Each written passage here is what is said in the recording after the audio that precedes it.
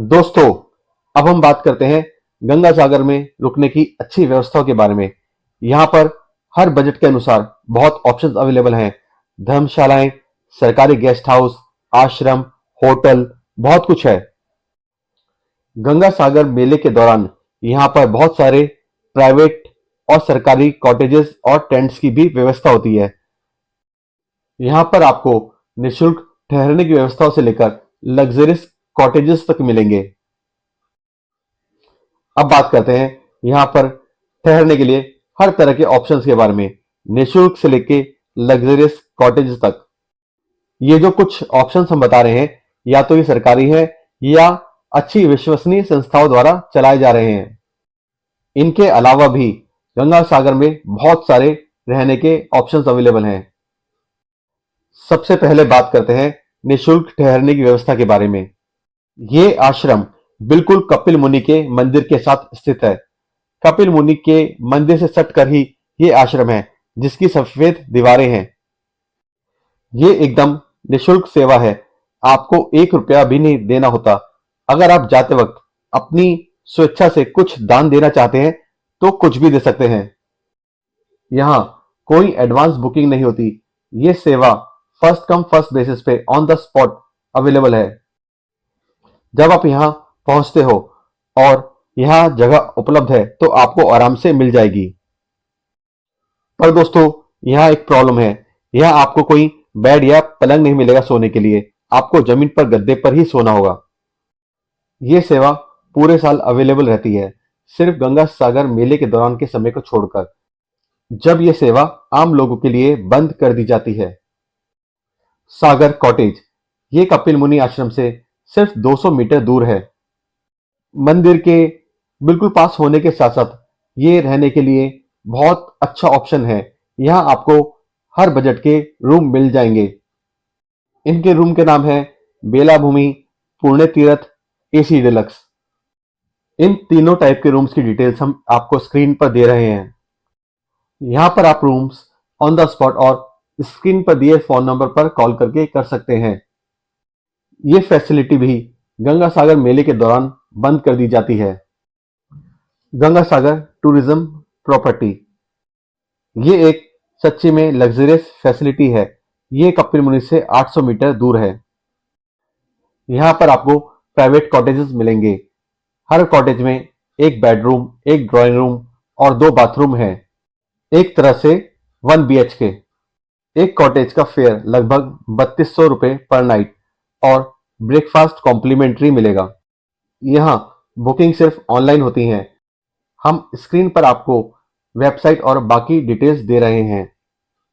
ये फैसिलिटी भी गंगा सागर मेले के दौरान बंद कर दी जाती है।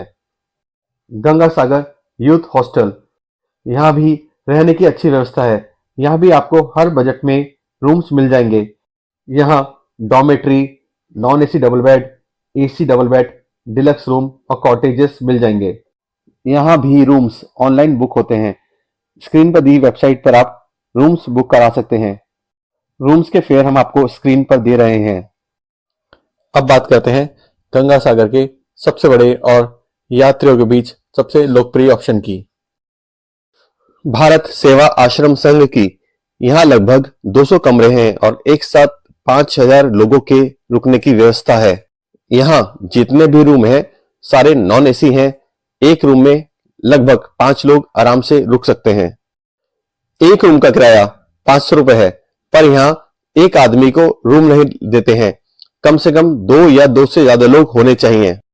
यहाँ खाने की भी बहुत अच्छी व्यवस्था है। आप 50 रुपए थाली में भरपेट भोजन कर सकते हैं। यहाँ बुकिंग ऑन स्पॉट होती है, पर आप नीचे दिए गए फोन नंबर पर कॉल करके भी बुकिंग कर सकते हैं। अब बात करते हैं यात्रियों के बीच दूसरे सबसे लोकप्रिय ऑप्शन की, स्वर्ग आश्रम।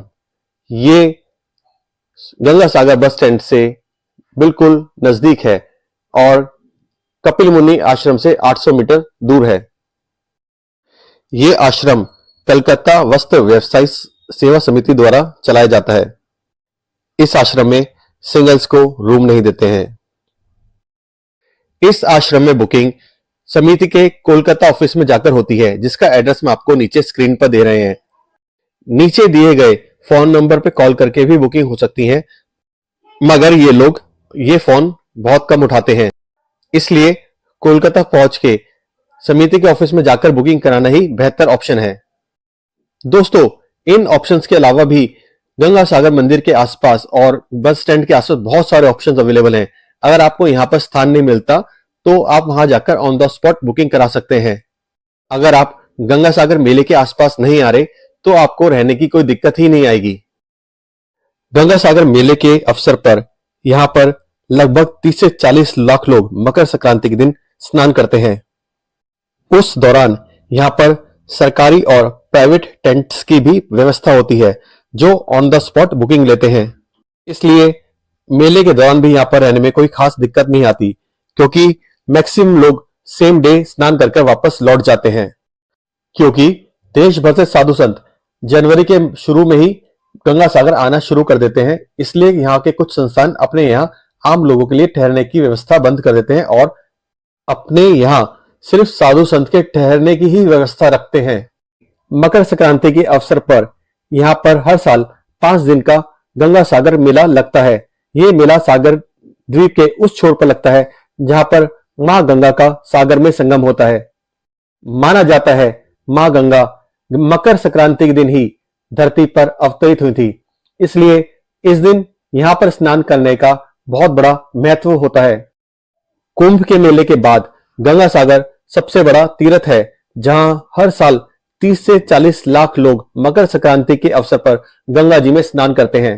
इसलिए उस टाइम यहां पर रहने की व्यवस्था थोड़ी चरमरा सी जाती है। दोस्तों, हमने एक गंगा सागर के महत्व और उसकी यात्रा से रिलेटेड एक वीडियो बनाया है, जिसका लिंक हम नीचे डिस्क्रिप्शन में दे रहे हैं। अगर आप ये वीडियो पूरी देखेंगे तो आपको इस यात्रा के हर पहलू की जानकारी होगी और आपको गंगा सागर यात्रा करने में बिल्कुल भी परेशानी नहीं आएगी। दोस्तों, अब हम अपनी गंगा सागर की यात्रा का यह वीडियो यहीं संपूर्ण करते हैं। अगर आपने हमारे इस चैनल को अभी तक सब्सक्राइब नहीं किया है तो प्लीज हमारे चैनल को अभी सब्सक्राइब करिए, क्योंकि हम आपको अपने साथ जल्द ही लेके चलेंगे एक नई अनोखी और दिव्य यात्रा पर। इसलिए हमारे साथ जुड़े रहिए।